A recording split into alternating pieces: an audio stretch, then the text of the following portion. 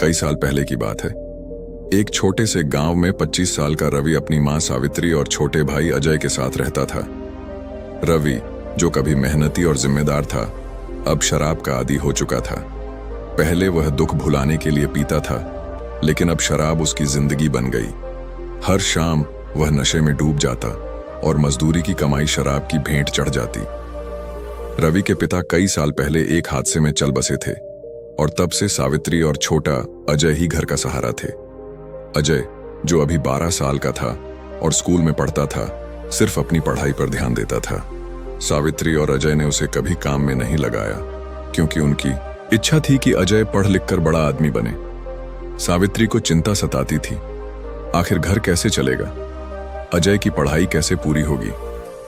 हर सुबह जब गांव अभी नींद में डूबा होता, सावित्री अपना फावड़ा लेकर खेत की ओर निकल पड़ती। दोपहर में वह खेत में ही सूखी रोटी खाती, थोड़ा सुस्ताती और फिर किसी और के खेत में मजदूरी करने चली जाती। सावित्री के हाथों में बुढ़ापा था, लेकिन मेहनत करने का जज्बा जवानों जैसा। गांव के लोग उसकी मेहनत की तारीफ करते, लेकिन साथ में फुसफुसाते, बेटा शराबी है, बेचारी सावित्री कितना लड़ेगी, छोटा अजय तो अभी बच्चा है। सावित्री को इन बातों से फर्क नहीं पड़ता। वह अक्सर कहती, मेरी मेहनत ही मेरा हौसला है। सावित्री की सबसे बड़ी प्राथमिकता थी अपने छोटे बेटे अजय की पढ़ाई। हर महीने स्कूल की फीस जमा करने के लिए वह अपनी मजदूरी बढ़ा देती। वह सोचती, मेरे हिस्से का दुख तो मैं सह लूंगी, लेकिन अजय का भविष्य उज्जवल होगा। शाम होते ही रवि लड़खड़ाते हुए घर लौटता। उसकी आंखें लाल, सांसों से शराब की बदबू और मुंह से हमेशा कोई न कोई बहाना। मां, आज सेठ का पुराना हिसाब चुकाया, या जिंदगी आसान नहीं है, क्या करूं? सावित्री रोते हुए कहती, रवि, ये शराब तुझे ले डूबेगी, अपने छोटे भाई का तो सोच। लेकिन रवि टाल देता। अजय हर रात अपनी झोपड़ी की टूटी छत पर बैठता, तारों को देखता और सोचता, मां इतना बोझ कैसे उठाएगी, मेरी पढ़ाई कैसे पूरी होगी, भैया को कौन बदलेगा। हर महीने साहूकार की आवाज दरवाजे पर गूंजती, सावित्री, रवि को बोल, कर्ज चुकाए, अब की बार बैल बेच लूंगा।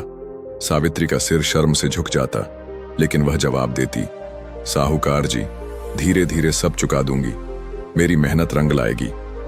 वह दिन में खेत में काम करती, शाम को ईंट भट्टे पर मजदूरी और रात को गांव की औरतों के साथ सिलाई का काम। धीरे धीरे उसने कर्ज चुकाना शुरू किया, पहले 10 रुपए, फिर 100। एक साल में आधा कर्ज चुक गया। सावित्री हर दिन खेत में अकेले मेहनत करती। जब वह थक कर बैठ जाती, तो अजय स्कूल से लौटकर उसके पास आता और कहता, मां, तुम इतना काम मत करो, मैं पढ़ लिख कर तुम्हें सुख दूंगा। सावित्री उसका सिर सहलाती और कहती, बेटा, तू किताबों में मेहनत कर, मैं खेतों में मेहनत कर लूंगी, हम दोनों की मेहनत से ये घर फिर से हंसेगा। अजय स्कूल से लौटकर अपनी किताबें खोलकर पढ़ने बैठता। वह मां की मेहनत देखता और मन ही मन कसम खाता, मैं पढ़ लिख कर मां का बोझ कम करूंगा।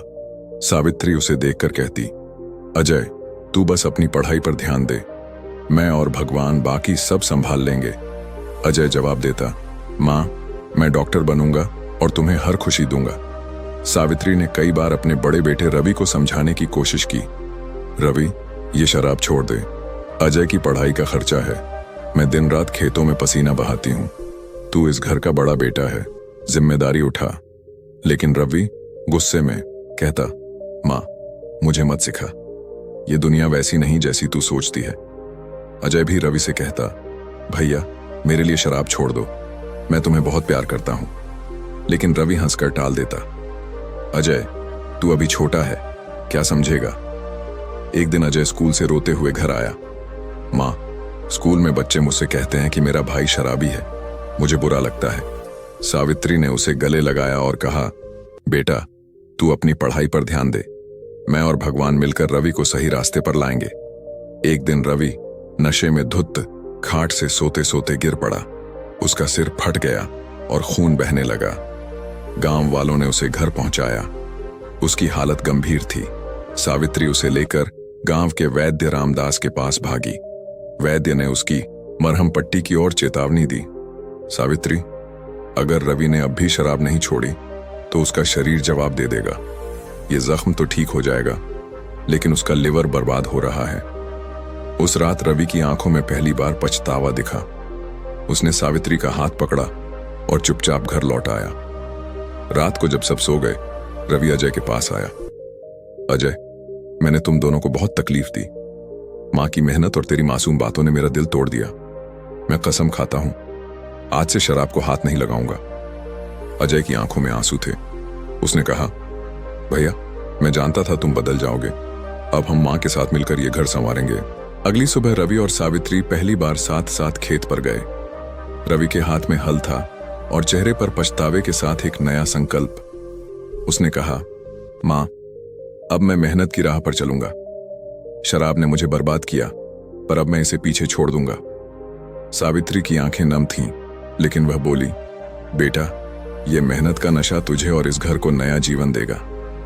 उस दिन खेत में जो हल चला, वह सिर्फ मिट्टी को नहीं, बल्कि रवि के अंदर जमी निराशा को भी तोड़ रहा था। रवि का शरीर शराब की वजह से कमजोर था।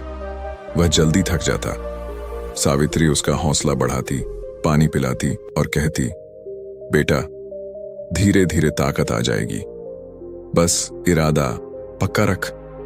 रवि मुस्कुराकर कहता, मां, अब मैं तुम्हें और अजय को कभी दुख नहीं दूंगा। घर की हालत बदलने लगी। जहां पहले शाम को चीखें और सावित्री की सिसकियां गूंजती थीं, वहां अब शांति और उम्मीद की आवाज थी। सावित्री हर सुबह पूजा करती और कहती, भगवान, मेरे बेटों को सही रास्ता दिखा। अजय स्कूल से लौटकर रवि को अपनी किताबें दिखाता और कहता, भैया देखो, इस बार मैंने गणित में 100 में 100 लिया।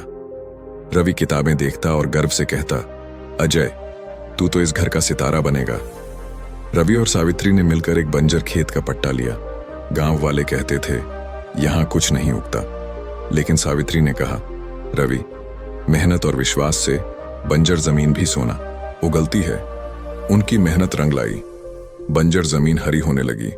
साहूकार भी हैरान था जब सावित्री ने एक बार में 3000 रुपये चुकाए। सावित्री, ये रवि को क्या हो गया? उसने पूछा। सावित्री मुस्कुराई। उसने शराब का नशा छोड़कर मेहनत का नशा अपनाया। एक दिन गांव के प्रधान ने सभा बुलाई। चौपाल पर मंच सजा था। प्रधान ने कहा, आज हम उस आदमी का सम्मान करेंगे जो शराब में डूब गया था, लेकिन मेहनत के नशे ने उसे फिर से इंसान बनाया। रवि और सावित्री को मंच पर बुलाया गया। तालियों की गूंज से चौपाल गूंज उठा। रवि ने कहा, मैं शराब से टूट गया था, लेकिन मां की मेहनत और अजय की मासूमियत ने मुझे फिर से जोड़ा। अब जब रवि चौपाल से गुजरता, उसके पुराने शराबी दोस्त उसे बुलाते, रवि, एक पैग हो जाए। रवि रुकता, अजय की मुस्कान और सावित्री की मेहनत याद करता और कहता, अब मेरा नशा मेहनत है, उसमें सुकून है, परिवार की खुशी है। दिवाली आई। इस बार घर में सिर्फ दिए नहीं, चेहरों पर भी रोशनी थी। सावित्री ने रवि के लिए नए कपड़े खरीदे।